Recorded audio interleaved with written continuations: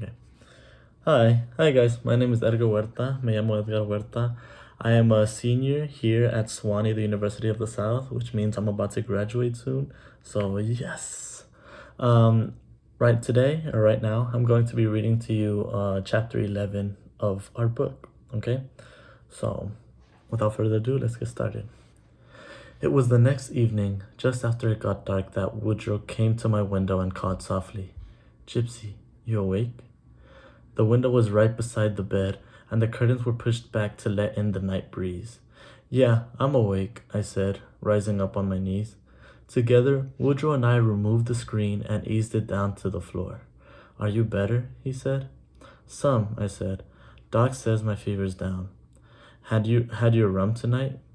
he said, grinning. "Not yet. Mom will bring it in a while. Well, I got somebody here. Wants to visit you." "Oh, who?" I leaned toward the window and detected a figure, about a head taller than Woodrow, standing in the shadows. "I hope he's had the measles," I said. "Oh yeah, he's had everything," Woodrow said as he pushed the person forward. "Say hello to Blind Benny." I was flabbergasted. For years I had heard him singing, but I had seen him only in the dark from afar while he rummaged through people's leftovers and the dogs sniffed around him. Now here he was. Leave it to Woodrow to bring him right up to my window and introduce him like he was somebody's cousin from Grassy Lake, maybe. Blind Benny moved halfway into the dim light coming from the lamp. I could see his face and the legendary sightless eyes that were almost not there. They were like two little holes in his face, about the size of dimes and not eyes at all. It was an automatic reflex for me to shrink from anything so hideous. I almost gasped, but I clapped a hand in over my mouth before the hateful sound could escape.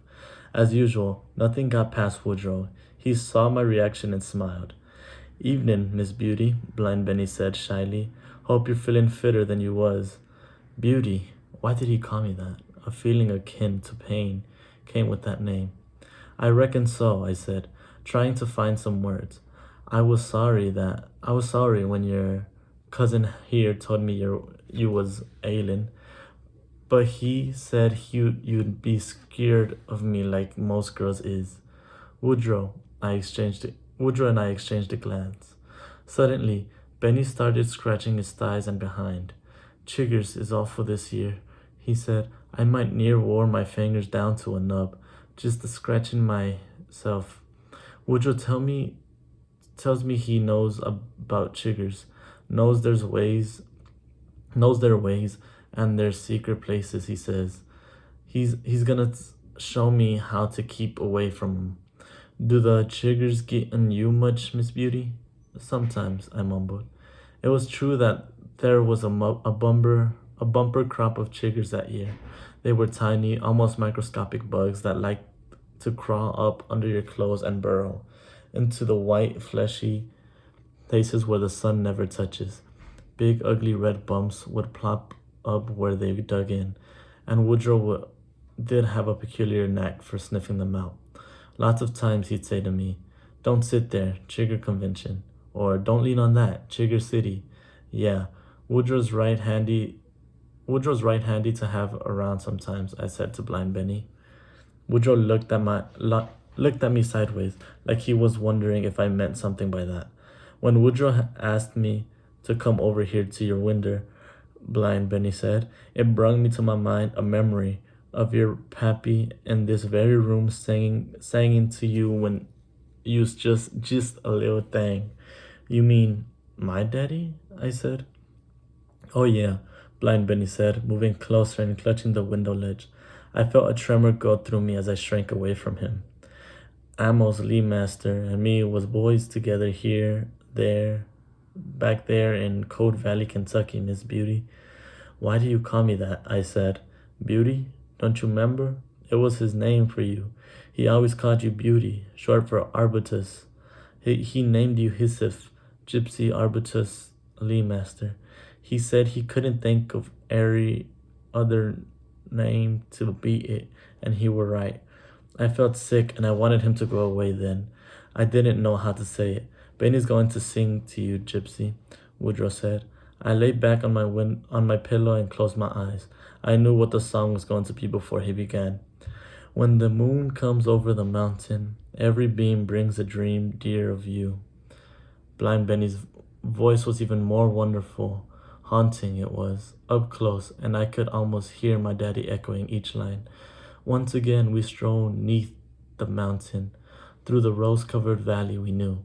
Each day is gray and dreary, but the night is bright and cheery. When the moon comes over the mountain, I'm alone with the memories of you.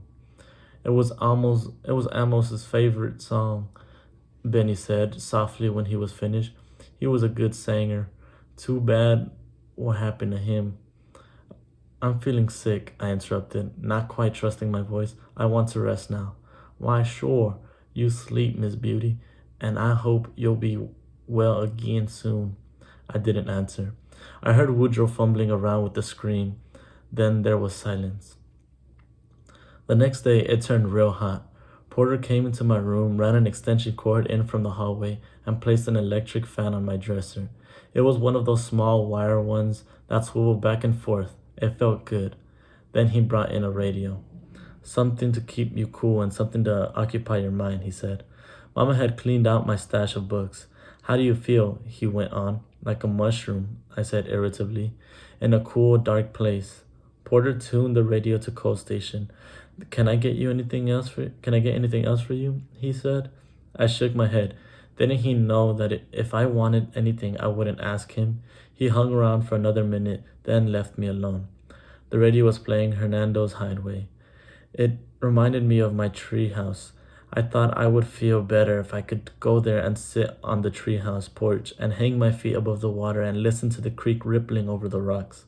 I remembered the day Daddy built the treehouse for me. I was barely big enough to get up the steps, and Mama fussed at Daddy because she said I was too small to climb up there and play. So he promised he would always go with me until I was old enough to go by myself, and he did, until he died. I didn't go back to the treehouse until I was 10 years old, the day Mama and Porter got married and drove away to Myrtle Beach for their honeymoon. Then I climbed up there and went into the room. It was damp and still smelled like raw lumber. There was a button on the floor, and I picked it up and looked at it for a long time. It was green with little swirls of white running through it like marble. I knew it came off Daddy's green shirt, the one he wore to the volunteer firemen's meeting every Tuesday night. But I didn't want to think about that anymore. Mama, I yelled, feeling clammy and all out of sorts. I want to get up. She popped in the door just like she had been standing right out there in the hall. She was wearing a blue sundress with daisies all over it, and her hair was brushed back in its everyday style with a blue ribbon in it, which made her look like a young girl. Don't be silly, she said. I want to go to the treehouse. You'll do no such thing. Why did you marry Porter? It was a nasty thing to say, and popped out of nowhere. He's not my daddy, I said in a low, evil voice, and he will never be. I hate him. I saw a slow flush go over her face, and her lip began to tremble. You don't give him a chance, she said in a whisper. I turned my back to her and covered my head with the sheet. Mama left the room. By Saturday, I felt lots better, and Woodrow spent most of the day with me. He played checkers, and he read to me from a book called Lorna Doone. It was real good. Then he showed me how you could talk into the fan. It was queer the way the rotating blades chopped up the sound waves and made your voice quiver. That's how it is when Mama calls my name in my dreams, he said sadly. Why do you reckon it sounds like that? I said. It's being filtered through two worlds, some kind of real strong force field separating the two dimensions. Oh, I see, I said, but I didn't see at all, and what's more, I didn't think he did either. I think maybe she'll try to contact me another way, Woodrow said. Like on the telephone? I said. You're making fun of me, Woodrow said. I never thought you'd do that, Gypsy. Honestly, I didn't mean to, I said, because I didn't, but even so, I was still ashamed of myself. We didn't have anything to say to each other for a long time, and Woodrow looked so pitiful. I couldn't stand it. I thought and thought about what I could say to him to make him feel better. Finally, I had it. Tell you what, Woodrow, When Mama lets me go outside again, we'll have a weenie roast, okay? It worked. Oh yeah? He said, brightening. Down by the creek, I went on.